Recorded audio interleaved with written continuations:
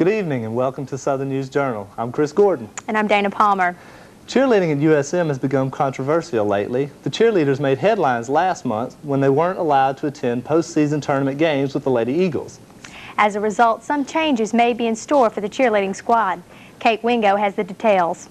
Cheerleader tryouts at USM were held here at the Payne Center on Sunday. They were supposed to be held here at Reed Green Coliseum. However, the Coliseum wasn't ready. This is what the inside of Reed Green looked like just 30 minutes prior to the time tryouts were supposed to start, and is one example of the miscommunication the USM cheerleaders feel they have to endure. The cheerleaders are under the Associated Student Body, but soon all that could change. The athletic department may gain control of the cheerleaders. Brett Adams explains what this could mean to the squad. If they changed the athletic department, it would be great because it'd be probably a lot tougher on us, but there would also be maybe a little more support given to us. Stephen Fairley gave his reaction to the squad not being sent to the women's NCAA playoffs. It was horrible. You know, I feel like the cheerleaders are to go with the team everywhere, and it just made you feel like they didn't want you there. With the newly elected squad, Adams tells what they would like in order to have a better cheerleading program. Somebody to hear what we have to say, to really take it to heart and do something about it sometimes. Maybe more money. Maybe it needs to come from somewhere else than the budget. Maybe alum support that we could come up with on our own. You know, it would make a big difference. But with a newly elected squad and a possible athletic department takeover, the USM cheerleaders have high hopes for a better program. For the Southern News Journal, I'm Kate Wingo. If the athletic department decides not to take the cheerleaders, they will have to establish themselves as an independent club. Since the last murder in Hattiesburg a few weeks ago, much of the community's attention has been focused on crime and prevention. Crime reports indicate Hattiesburg murder rate has doubled from 1992 to 93, while a recently released FBI report indicates the number of murders on the national front has increased 3%. In Hattiesburg, the murder rate increased dramatically from 5 homicides in 1992 to 10 in 1993. The number of robberies and assaults increased, while rapes and burglaries were on the decline. Here's a look at those figures. In 93, there were 8 fewer reported rapes, 12 more robberies, 55 more assaults, and 91 fewer burglaries. Figures released from Laurel Police show the number of murders declined dramatically from 10 to 3. However, the number of assaults increased by nearly 8 times the number in 1992. The number of reported rapes stayed the same, robberies increased, while burglaries declined. According to the FBI report, the number of serious crimes throughout the country decreased by 3% last year as compared to 92. Attorney General Mike Moore says there's an urgent need for a special session of the legislature. He and others say Mississippi is way overdue on solving inmate overcrowding. Sheriffs and chiefs of police from all over the state met today to look for answers. They say they are having to house inmates locally who should be in Parchment, but aren't because of overcrowding on the state level. Moore labels the situation as a crisis, saying lawmen and the public want criminals locked up, but space has run out. He estimates as many as 5,000 more prison beds are needed. Governor Kirk Fordyce supports more prison space, but balks at using bonds to finance facilities. A federal court could order the state Wednesday to ease overcrowding or levy a $500 a day per inmate fine for not following the 1990 court directive to ease overcrowding. No comment today from the governor on the special session of the legislature. The White House has presented a bill that would muzzle certain types of assault rifles. Last night, the president held a White House strategy session with House members who want to ban the assault weapons. Supporters of the ban are building firepower and say they are within 15 votes of passing it in the House. Lawmakers will be held accountable if they vote against the ban of the 19 semi-automatic weapons. Opponents say the problem is not repeating rifles, but repeating offenders. The House is expected to vote on the ban this week. The Senate has already approved a similar measure. Smokers at USM say their rights are being violated because all buildings on campus are now off limits to smokers. School officials say their intent is to protect the health of the entire student body. Hussein Jamal has more. Because at the University of Southern Mississippi say their rights were violated by the school's decision to ban the smoking inside the school's buildings. But officials and student representatives at the school disagree, and they say they are only protecting the majority of students in the school. One's individual freedoms are always bound by when those freedoms begin to overlap and become a threat to other people. We know more clearly from scientific evidence now than ever before that secondhand smoke is a legitimate health threat to other people. So there is no decision here, and it will not be reversed now or in the future. And those people that enjoy smoking and eating are going to have to do that out of doors or somewhere other than the dining halls at USM. There's only one person on this campus that can make an ultimate decision, and that's Dr. Lucas.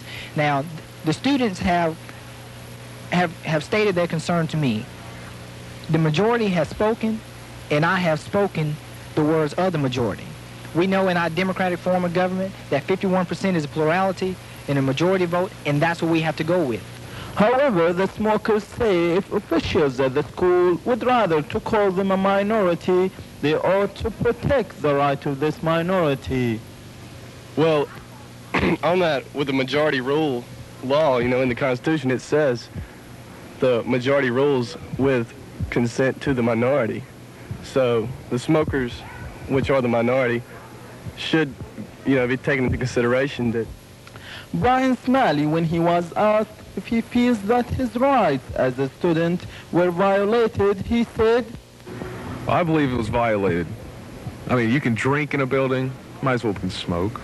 I mean, if a building is just as ventilated as outside, I mean, with all these new systems, you know, air conditioning, I mean, it's ventilated. They should, like, maybe put a little section in the room about it, like hospital waiting rooms should be ventilated, well enough for smokers, and there should just be a little section where smokers can be, just kind of segregate it. Smoking is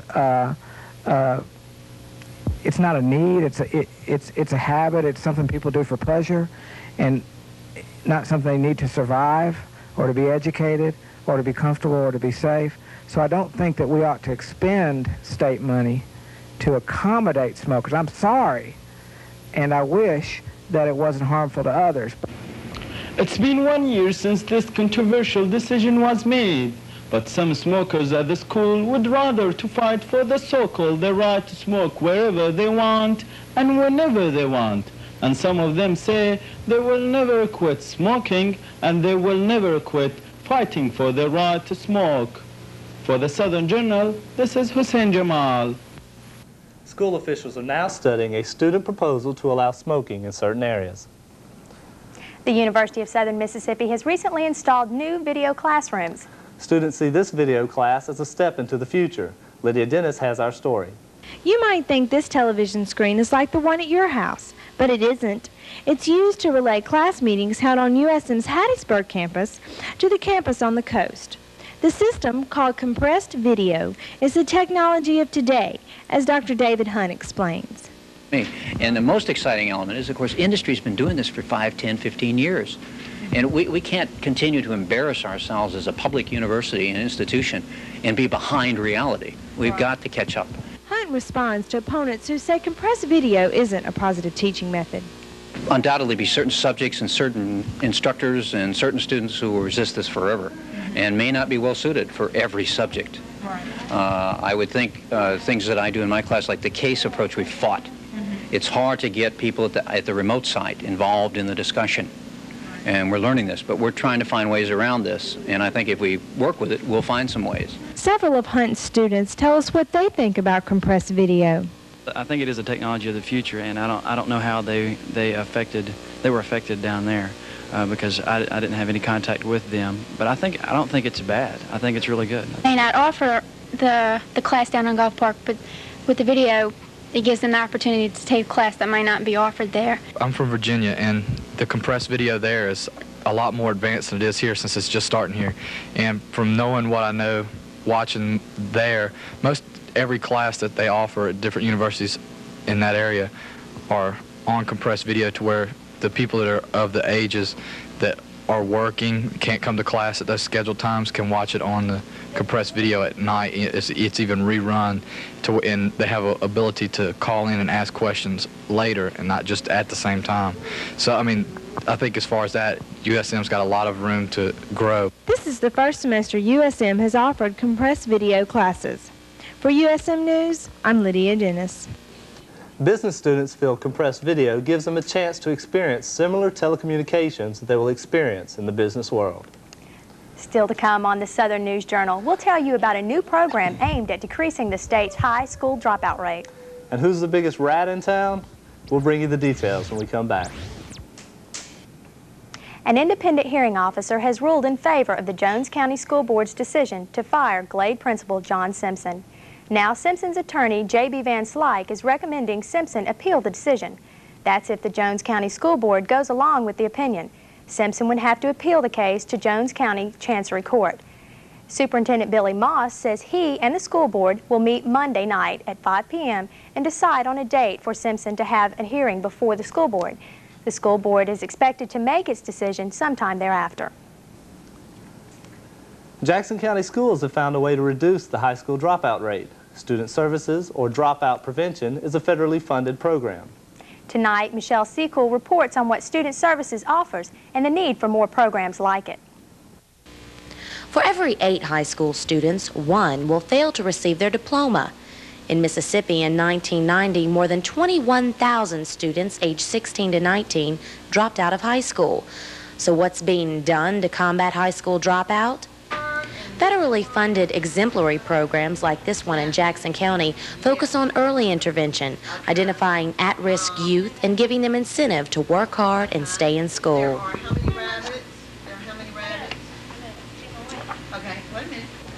Special Projects Director Cindy Cantrell says the Dropout Prevention Program offers a variety of services. We have an after-school tutorial program for the upper grades in the elementary and the junior high. We have a peer tutoring program. We have a parenting program. All of the parents whose children are enrolled in the school attend parenting sessions. We have about 8 per year. And we talk about things like self-esteem building, communicating with your child, homework, the issues that parents face. Some of the children in the program are involved in the Community Service Club. We have 15 children that are at risk in the school system, and we call the program a club, so they feel like that it's a fun group to be in. And these kids are chosen by the school counselor, kids that either have emotional problems or problems just liking school. And we do fun things like to help them feel like they're involved in the community. Some things that we've done this year are we've made Easter baskets for the children in the hospital, and we took some of them to the hospital and some of them to the crisis center. Tell me about what y'all did at the nursing home. We sung Christmas carols to all the old ladies, and we gave them out cards and stuff. Okay. How does that make you feel to be a part of something like this? Makes me feel good. Junior high and elementary students who receive after-school tutoring showed an 8.9% increase in their overall GPAs from the fall to the spring semester. However, this program and programs like it stand the chance of losing their funding. Well, I feel like there will be students that will drop out. That will be the end result. And when the funding is no longer with us, there's no longer, this is tutoring for everyone after school and before, anyone that's eligible, and they're just not going to have it anymore, and they're going to miss it. With the increasing dropout rate, programs like this are essential, but without funding and support, they'll no longer exist. Michelle Secool, WUSM News. Even though Student Services has been successful, it will lose funding in a year. The Hattiesburg Convention Center Commission got the City Council's blessings to move forward on plans to hire a consultant for a feasibility study of 2 possible sites for the Convention Center. One of those sites includes the Cloverleaf Mall on Highway 49. The Commission has considered Smallwood, Reynolds, Stewart, and Associates of Atlanta as a consultant of choice at a cost of about $24,000. The firm will review the existing anchor store structure to access the potential for renovating the space as a convention center. Officials say the study would consider code implications, costs, and other factors which could limit the full potential of the Cloverleaf Mall site compared to the other site at the intersection of I-59 and Highway 49. From 1939 to 1945, the global conflict of World War II was the greatest and most destructive war in history. Once a vital threat against Japanese bombers in the Battle of the Philippine Sea, the battleship known as the USS Alabama was the first to detect enemy bombers at a range of about 190 miles. Now, after earning several medals for her service in World War II, the battleship has become a popular attraction in nearby Alabama. Scott Beamish has more. On August 16, 1942, during the time when the United States was engaged in World War II against Germany, Italy, and Japan, the South Dakota-class battleship, known as the USS Alabama, was commissioned from the Norfolk Navy Yard in Norfolk, Virginia. At a length of 680 feet and at a weight of more than 44,000 tons, the Alabama's first mission in combat was to protect aircraft carriers from Japanese attack during the Second World War.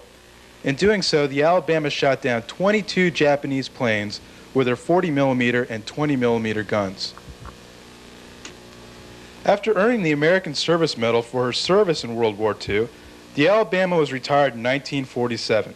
17 years later, the state of Alabama brought this battleship to Mobile to serve as the centerpiece of the USS Alabama Battleship Memorial Park.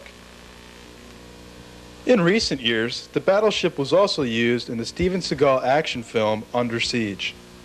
As an employee of the park, Tony Sanchez, a captain with Alabama Cruises, tells us what to expect when visiting the battleship Alabama. Cruiser, wartime cruiser, which is 680 foot in length, 108 foot wide, and they give a very, very good tour that you take on the inside of the vessel and see firsthand what the U.S. Navy did during the World War II era. Now in his fourth year with the Alabama Cruises tour, Tony Sanchez is also preparing for the park's upcoming busy tourist season. Busiest time of the year is from May through the beginning of September. We run 3-day cruises, a dinner cruise, and typically during the summertime we run quite a few charters that start around 10 p.m. and go on until 3 in the morning. The battleship is not the only attraction at the Memorial Park. Numerous military aircraft make their home next to the Alabama, as well as the submarine USS Drum, which was also used in the movie Under Siege. Intended to honor Alabama's veterans of all services, the USS Alabama Battleship Memorial Park gives us a worthwhile look into the history of our nation. Reporting from Mobile, Alabama, I'm Scott Beamish, USM News. The USS Alabama Battleship Memorial Park has operated without annual state or federal funding since 1965. In about 1 month, Jones County will know who its biggest RAT will be. RAT meaning the person who has raised $1,000 for the American Cancer Society. The fundraising campaign was launched today with the introduction of 10 Jones Countians who are all vying for the spot. This is the first time the Cancer Society has launched the biggest rat campaign, but says it has been successful in other cities.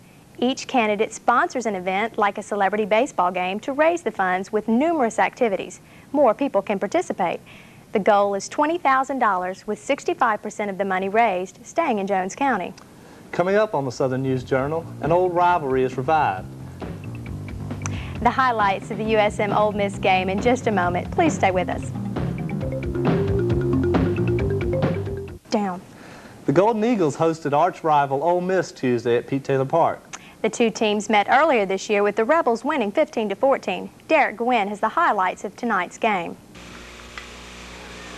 USM jumped on Ole Miss early as center fielder Shane Pullen put the Eagles on the board with a solo blast in the first inning. The Golden Eagles added another run with Jared Martin's single in the bottom of the second, but the rally was killed by a good throw in Ole Miss outfield, catching the Eagle base runners trying to advance. Ole Miss then had a rally of their own when Jim Reynolds went deep to center field for a 2-run RBI triple, tying the game at 2-all.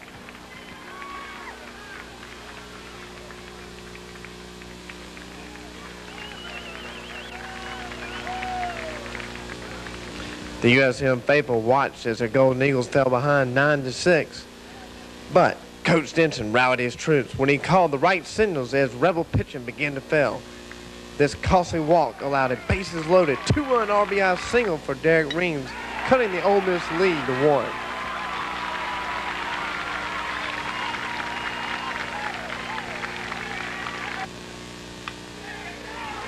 The Eagles then tied the game at 9-all as Ole Miss failed to produce a double play. Shane Pullen kept USM's hopes alive with his unbelievable catch in center field. That momentum carried over to Jared Martin for this game-winning single in the bottom of the 8th inning.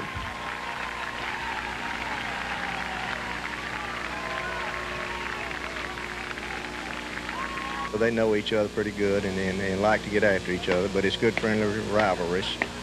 It's that time of year. It's heated up. These hitters like it when it gets hot, and that's when usually the pitchers get behind again, and then hopefully a little bit later on the pitchers will catch back up. And we go through 2 or 3 of those cycles during the season where the pitchers are ahead and then they're behind, they're ahead and then they're behind. And so hopefully our guys will catch back up and the others won't.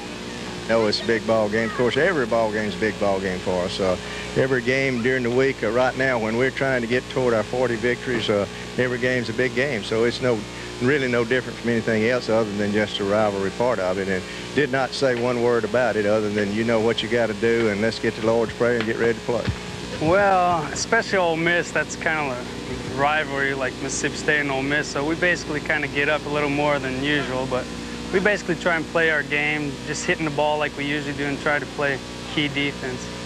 The Golden Eagles end up winning tonight here at Taylor Park 10-9 over the Ole Miss Rebels. After a very heated up game, both teams came out hitting the ball well. Reporting live here at Pete Taylor Park, I'm Derek Wynn, Southern News Journal.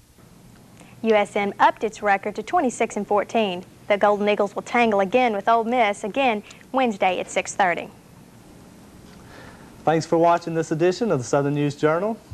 Tune in next week. I'm Chris Gordon. And I'm Dana Palmer. Thanks for being with us.